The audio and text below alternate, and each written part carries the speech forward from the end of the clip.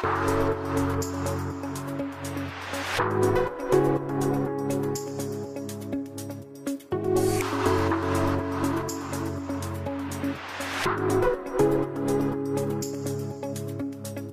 на 24 години во Скопје велат дека високо котираш во фризерајот.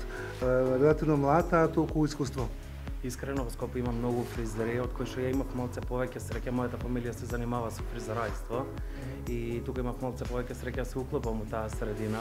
Во Скопје има исто многу добри фризери што вложуваат во себе исто како мене. Знам дека често патуваш, баш денес одиш за Париз. Да. Што има во Париз? Во Париз има семинар од затворен круг и не може секој од Македонија, сум само јас поканет како гостин и тоа е на светско ниво, многу добар семинар. Што ќе правиме таму? Таму работиме, ништо не седеме, не гледаме како стандардните семинари, туку само и ние, иако знаеме, секој фризер треба да напредува повеќе и таму работиме. Рече дека во Скопје знам дека има мал милион фризери, но меѓутоа честа да го следуваш нашиот председател Иванов е токму твоја. Кажи ми, од кај дојде соработката да го баш ти да го следуваш председателот, а толку млад? По председателот Иванов, неговиот тим исто е доаѓаат кај мене, јас ги средувам вработените и така дојде некој контакт. Имаш трема кога се работи за такво толку високи личности? Јас прв пат се надпреварував во Битола на 16 години и мислам дека таму ја изгубив целата трема. До мене имаше постари фризери од кои се тресеа раце, ја дали дека мал почнав во тоа и немам гајл.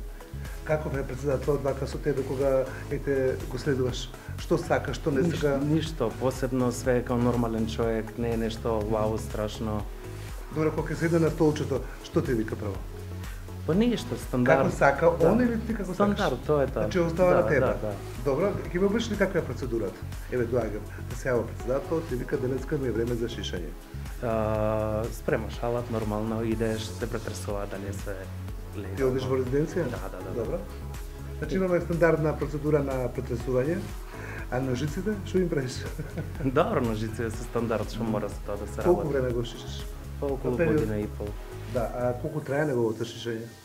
Зависи, секојаш е различно, каква е процедура, стандард. Добро, кога се работи толку небитна личност, дали гледаш некои фризури од нашиве, односно западните председатели, па тоа го применуваш тука, кај него? Па може да се каже искрено дека секојаш е тип-топ, среден, немам збор за тоа. Устранство сега се многу напредни, искрено. И ние сме супер за таа работа. На колку време му ја менуваш фризурата? Па зависи, 2 недели, зависи како има опраски. Одиш таму со придружба или сам? Не, сам. Со куферчето? Да, нормално. Океј. Што е следно од тебе?